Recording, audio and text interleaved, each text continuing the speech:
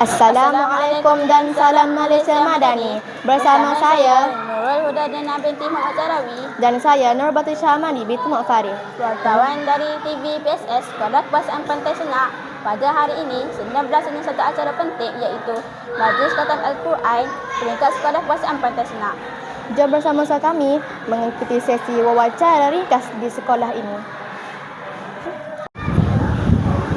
Assalamualaikum Bonda. Waalaikumsalam warahmatullahi wabarakatuh. Bonda, apa khabar? Baik, alhamdulillah. Boleh saya tanya satu soalan? Boleh, tak salah. Apakah harapan Bonda untuk murid-murid SK Pantai Senak selepas program Khatam Al-Quran? Syukur alhamdulillah.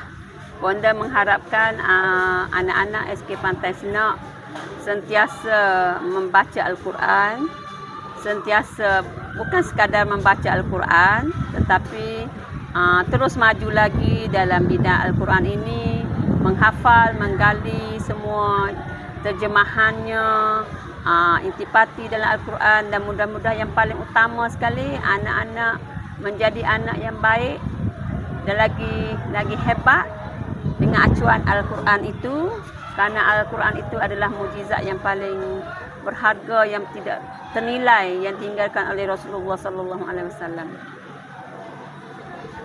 Terima kasih Bonda. Sama-sama.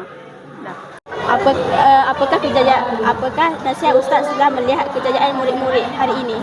Okey, alhamdulillah pada hari ini sekolah kita SK Pantai Senak telah berjaya melaksanakan satu program di bawah Panitia Pendidikan Islam, iaitu program Majlis Khatam Al-Quran SK Pantai Senak bagi tahun 2025.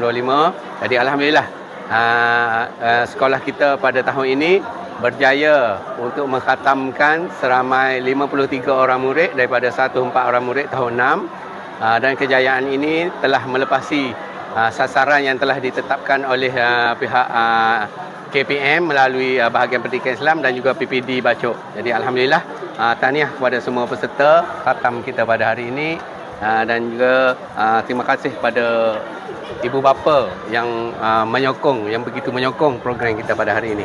Terima kasih Ustaz. Okey, sama-sama. Assalamualaikum Makcik. Saya dari channel TV PSS Sekolah Kebahasaan Pantai Senak. Apa nama Makcik?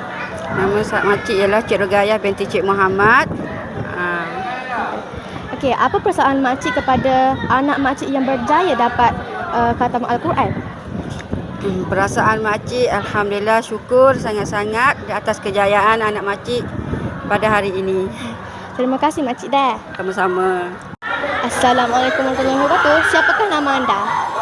Waalaikumsalam warahmatullahi wabarakatuh. Nama saya Muhammad Zakir bin Yaakob.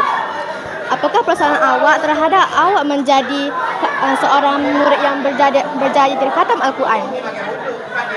Perasaan saya sangat gembira. Majlis hari ini pun meriah. Bersama ibu bapa dan juga bersama guru-guru,